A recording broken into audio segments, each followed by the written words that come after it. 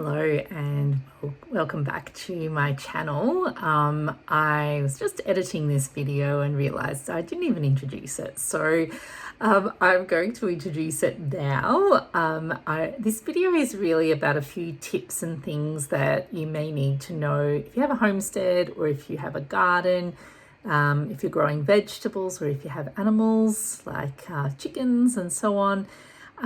Just how to cope with the heat. Now here in Australia, particularly where we are, it's really hot at the moment. We're in the middle of summer, and it's also been a pretty hot, dry summer, so hotter than we've had for a little while. So I just thought it would be good to share some of my tips and some of the things that I do to look after the animals in the garden and our water storage and things like that during these hot summer days. So that's what this video is all about. So I will now leave you and let you watch the tips. And of course, if this is anything that is interesting to you and you like to learn more about homesteading skills, please hit subscribe so that you can get all of the notifications for future uploads. Thank you. Okay, so the first thing that is really important when it comes to the garden in summer is mulch. So we mulch our garden beds. I use a pea straw. It's really important to use a straw or something like that, not hay. Trust me, I have made that mistake where I got some free bales of hay that were a bit old and not really good enough to be feeding animals. And I thought, I'll just put it on the garden. It was not a good idea. A lot of hay has seeds in it still, and I ended up just having a horrible problem with, that sprouting. And I ended up growing a nice crop, but not really what I was aiming for. So use straw. So I use a pea straw. The reason I use a pea straw is because I can get it locally. So I have a friend whose husband's family have a farm sort of further north of here, and they make bales of pea straw. They harvest that and then I buy it from them. So it's all made locally. Pea straw is quite, it's quite sort of thick and not quite as fine as some of the other mulches that you might get. Some people will use sugarcane mulch. That's a pretty common one here in Australia.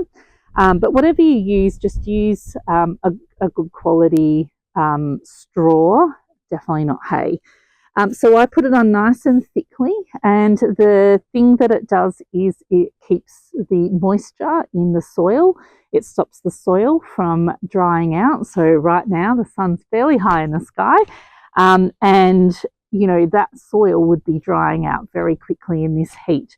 Having a protective layer of mulch on the top will help to keep the moisture inside the soil. And so when I'm watering, I water and then it stays moist underneath. And trust me, I've actually compared when I've been a little bit late in putting mulch on some of the garden beds, and I've compared how moist the soil is. And when I've got mulch on it, it really does make a difference. The other great thing about mulch, particularly things like straw, is that it is an organic material, so it'll break down in time. So after the summer's over and we don't really need the mulch anymore, it will slowly break down and it will add more organic matter into your soil and improve your soil. Now, one of the most important things in the middle of summer, and really, all year round, but it's most important in summer, is watering. You really need to water regularly, and we've had a very dry summer this year, which is fairly normal, but I have needed to be out here every evening watering my garden. I can't miss a day because in the heat these poor plants will really struggle. So however you water, you may have a watering system, maybe dripper hoses, that's all fine. The most important thing is to water at the soil, not on the leaves of your plants. And I tend to water by hand for a few reasons. It's just easier to set up than trying to put dripper hoses in and worrying about them each time I sort of improve the soil and then plant new things out. It's just easier not to have watering systems in the way, and I don't want to dismantle them and put them back together every season. I also like to water by hand because it makes me get out into my garden, and particularly in summer when it's hot and I don't necessarily want to be out here in the heat of the day. As soon as that sun sets, I can get out here and I grab my hose and I get into the garden. And while I'm watering, I'm checking my plants. I'm having a look to see, do they need a prune? Are they looking okay? What do I need to harvest? All of those, are there any pests or bugs? So I like to water by hand because it makes me get out and really look at my plants. But watering is obviously very important. When do you water? Should you water morning? Should you water evening? Definitely not in the middle of the day, not in the heat of summer, because it's kind of pointless. It'll all just evaporate and dry in no time. And if you get water on your plants, on the leaves, it's not so good when they get wet and then have that hot sun heating up the water. So I tend to water in the evening, and that's for a few reasons. One is that that's when I have the most time. I don't always have the time in the morning. Secondly, is because with the dry, hot summers that we have here, the plants have been in the sun all day under that hot sun. They've been under stress. And then in the evening, I water them and give them that moisture back into the soil, and they can recover overnight and suck up the water and get ready for the next hot day. So that's one of the reasons that I do that, particularly in this climate. And the second reason is that if I water in the morning, I'd have to get out here pretty early. It can be, on those hot days, by 8, 8:30, it can be pretty hot. Now, if you live in a different climate, so maybe a humid climate, watering in the morning might be better, because leaving your plants wet, particularly if any gets on the leaves, can increase the risk of mildew and fungal infections. But for us in our dry, hot summer, I find that evenings are the best for watering. But really, in the end, watering is when you have the time to do it. So if mornings are the only time, get up early, get out there and do it early as you can, because really watering at any time is going to be better than not watering at all. But as I said, if you can avoid watering in the middle of the day, because that's really not, you're probably wasting your water a lot. You need to let it soak in and do its thing in the cooler times of the day. So the next thing is shade. Now I know we talk about having, when you're growing vegetables, you need to have it out in the sunniest spot. Here in the southern hemisphere, you tend to put your garden in the northern side. If you're in the northern hemisphere, it'll be the opposite. So you want like full sun, and that's wonderful the majority of the year. But when it's really hot in the heat of summer, some of the plants are going to struggle a bit being out in the open heat. And so I tend to cover some of them with some shade cloth. This here, I'll just put that down a little. This is my cucumber bed, and cucumbers can be affected by the really hot sun. And so what I will do is I'll get this shade cloth.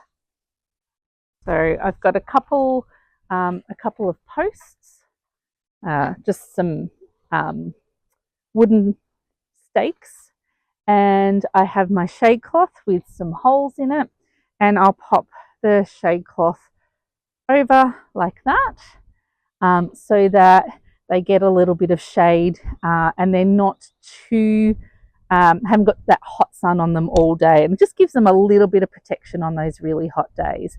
I'm not going to do it today. It's not going to be that warm today, but over the next few days, this is what I'll be doing. is covering these over with shade cloth.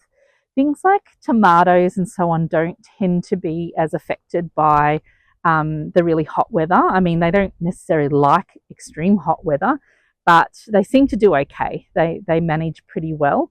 But things like cucumbers, I like to, there's just a bee buzzing around. It's good, it's pollinating my flowers. But I did get stung by a bee last weekend, so I'm a little bit conscious of it not coming near me. So yeah, shade cloth is something that I think is really important for some of your plants, particularly things like cucumbers, in this really, really hot weather.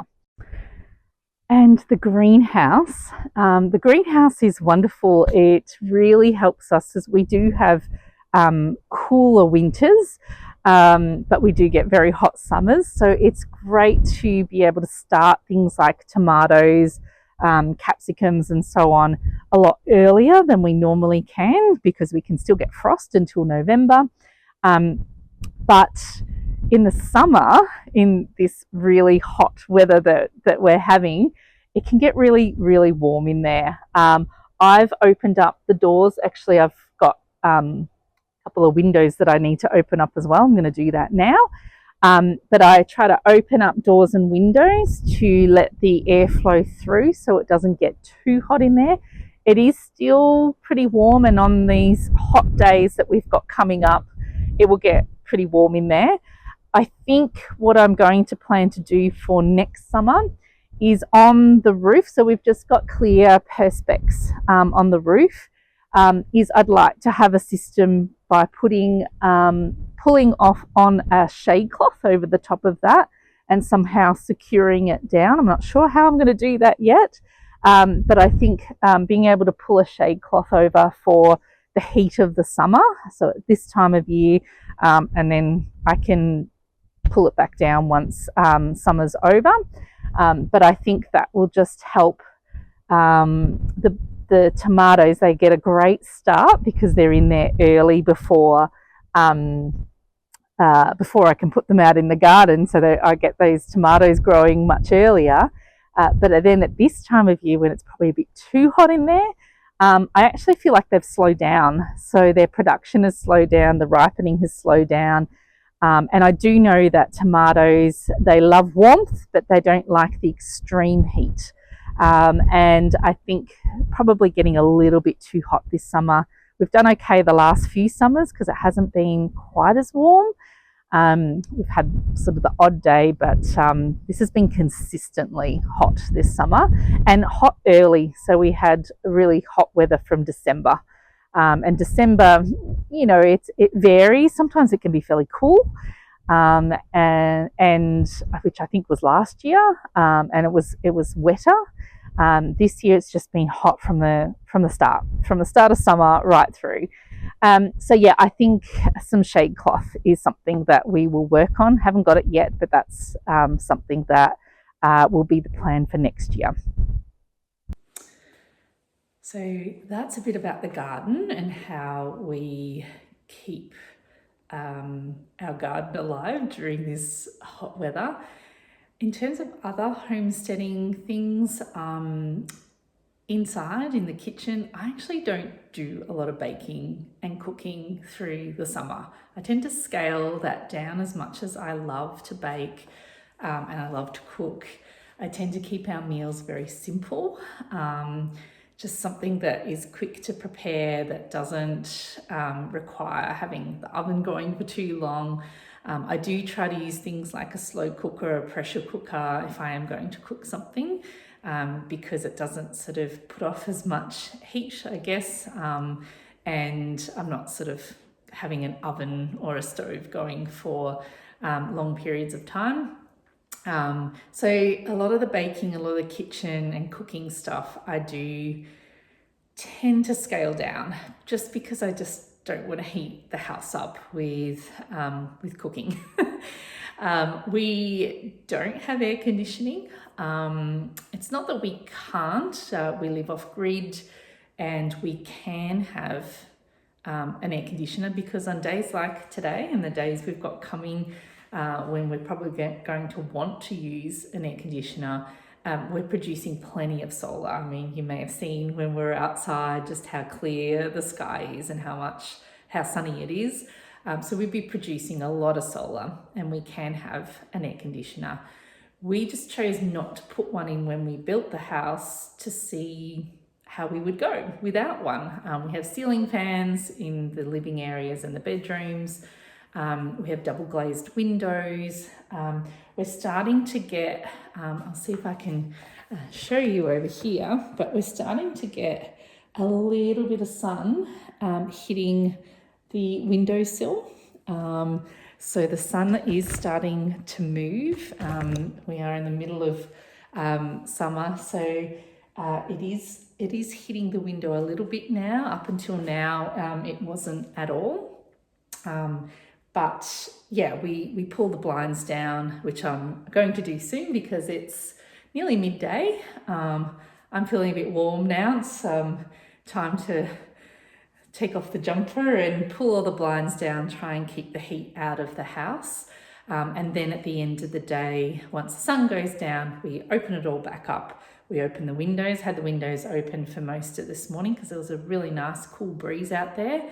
But I think in the coming days, we may not be quite so lucky. But at the end of the day, we open everything up, we get the heat out of the house and we cool the house down. And up until now, we have survived okay because we've had hot days, but they've been, you might have a few and then you get the cool change and things are much nicer. And then after a little while, we might get another sort of hot day. So you feel like you can manage that okay. But this summer has been pretty consistently hot. We've had temperatures in the mid to high 30s and even up to 40 quite regularly. And like I said, we just had a couple of days, yesterday and the day before, lovely weather, around 24, 25, perfect. But the temperatures are creeping up again, and we've got at least 4 to 5 days of, mid to high 30s. So it's just quite a bit hotter this year, and I'm starting to think that I may like an air conditioner. So we're probably going to look into that, and who knows, by next summer we might have one installed. One of the other things you need to be aware of on the homestead is if you have animals and looking after them in the heat. I'm about to go and feed the chickens and check their water and make sure that their water is topped up. They also need shade, and our chickens live, and we've got ducks as well up the back, under these trees behind me. So they have plenty of shade during the day.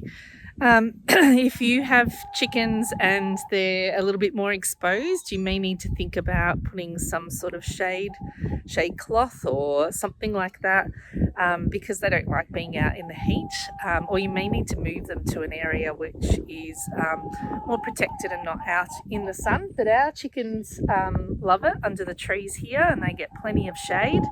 But they will go through a lot of water, so we need to make sure that we are checking water every day.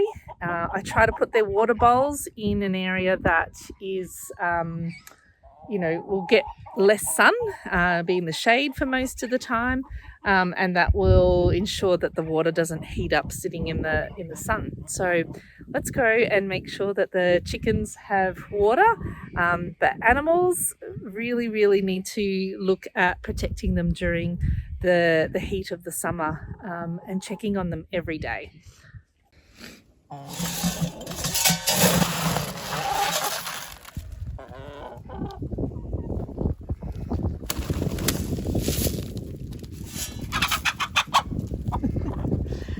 bit excited. Now we'll take the water into them and make sure that their water is filled up.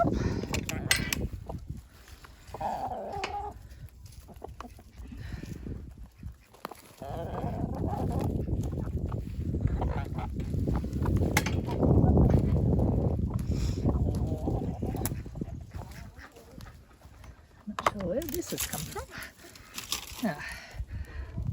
I'll just tip that out I've filmed this a few days after the previous parts because it was too windy to film yesterday. And then we got thunderstorms and a whole heap of rain last night. So these are actually not too bad, but I'm just going to fill them back up. And now I'll go and check on the ducks over here. So we have several bowls of water for the ducks, and they're in a shaded spot. And the chickens have 2 bowls, and I come out every day and make sure that they are topped up. But as you can see, here's my ducks. They're probably waiting to come over and get their food. They're amongst these beautiful trees here, so they have plenty of shade and they're very comfortable through the heat of the day.